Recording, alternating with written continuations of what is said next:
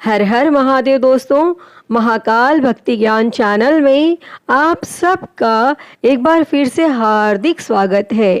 दोस्तों, आपको और आपके समस्त परिवार को गंगा दशहरा की बहुत बहुत शुभकामनाएं। माँ गंगा का आशीर्वाद आप सभी पर सदैव बना रहे। दोस्तों, ज्येष्ठ माह के शुक्ल पक्ष की दशमी तिथि को गंगा दशहरा के रूप में मनाया जाता है। संपूर्ण भारतवर्ष में गंगा दशहरा को बहुत ही धूमधाम से मनाया जाता है और ऐसा माना जाता है कि इसी दिन माता गंगा का धरती पर अवतरण हुआ था।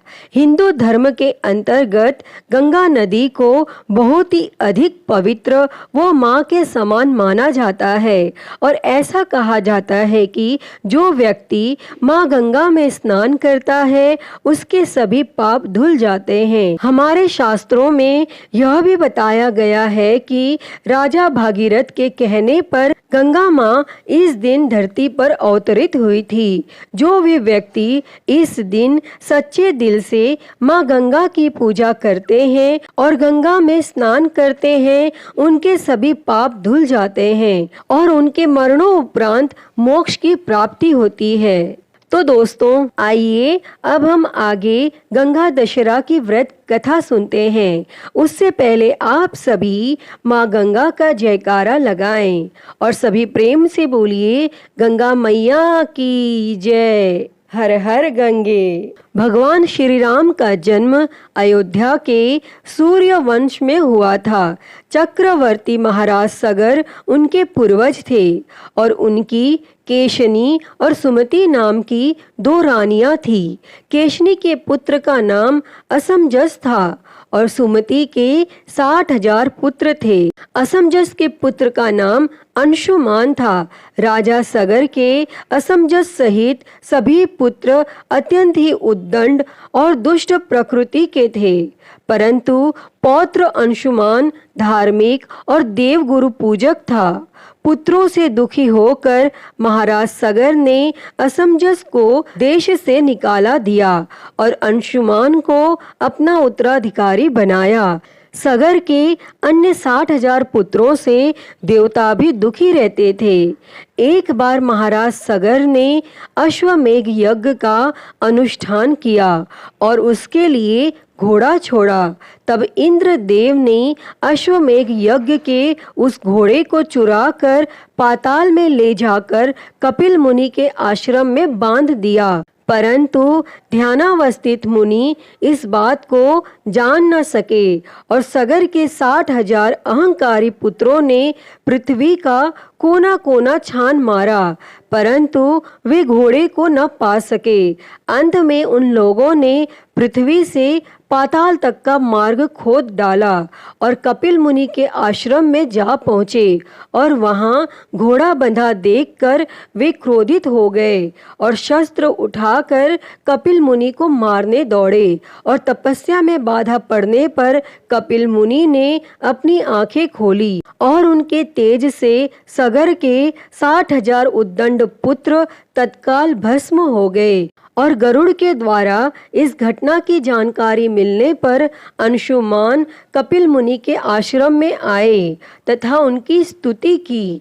तब कपिल मुनि उनके विनय से प्रसन्न होकर बोले, अंशुमन, घोड़ा ले जाओ और अपने पितामह का यज्ञ पूरा कराओ। और ये सगर पुत्र उद्दंड, अहंकारी और अधार्मिक थे। इनकी मुक्ति तभी हो सकती है जब गंगा जल से इनकी राख का स्पर्श हो। और अंशुमान ने घोड़ा ले जाकर अपने पितामह महाराज सगर का यज्ञ पूरा कराया और महाराज सगर के बाद अंशुमान राजा बने, परंतु उन्हें अपने चाचाओं की मुक्ति की चिंता बनी रही। और कुछ समय बाद अपने पुत्र दिलीप को राज्य का कार्यभार सौंपकर वे वन में चले गए तथा गंगा जी को स्वर्ग से पृथ्वी पर लाने के लिए तपस्या करने लगे और तपस्या में ही उनका शरीर शांत भी हो गया। तब महाराज दिलीप ने भी अपने पुत्र भागीरथ को राज्यभार देकर स्वयं पिता के मार्ग का अनुसरण किया और उनका भी तपस्या में ही शरीर शांत हुआ, परंतु वे भी गंगा जी को पृथ्वी पर न ला सके और महाराज दिलीप के बाद भागीरथ ने भगवान ब्रह्मा जी की घोर तपस्या की और अंत में 3 पीढ़ियों की इस तपस्या से प्रसन्न हो भगवान ब्रह्मा ने भागीरथ को दर्शन देकर वर मांगने को कहा। तब भागीरथ ने कहा, हे पितामह, मेरे 60,000 पूर्वज कपिल मुनि के श्राप से भस्म हो गए हैं और उनकी मुक्ति के लिए आप गंगा जी को पृथ्वी पर भेजने की कृपा करें। तब ब्रह्मा जी ने कहा, मैं गंगा जी को पृथ्वी लोक पर भेज तो अवश्य दूंगा, परंतु उनके वेग को कौन रोकेगा? इसके लिए तुम्हें देवाधिदेव भगवान शंकर की आराधना करनी चाहिए। तब भागीरथ ने एक पैर पर खड़े होकर भगवान शंकर की आराधना शुरू कर दी और भागीरथ की तपस्या से प्रसन्न होकर भगवान शिवजी ने गंगा जी को अपनी जटाओं में रोक लिया और उसमें से एक जटा को पृथ्वी की ओर छोड़ दिया और इस प्रकार गंगा जी पृथ्वी की ओर चली और अब आगे आगे राजा भगीरथ का रथ और पीछे पीछे गंगा जी थी और मार्ग में जहु ऋषि का आश्रम पड़ा। गंगा जी उनके कमंडल दंड आदि बहाते हुए जाने लगी और यह देख ऋषि ने उन्हें पी लिया और कुछ दूर जाने पर भागीरथ ने पीछे मुड़कर देखा तो गंगा जी को न देख वे ऋषि के आश्रम पर आकर उनकी वंदना करने लगे।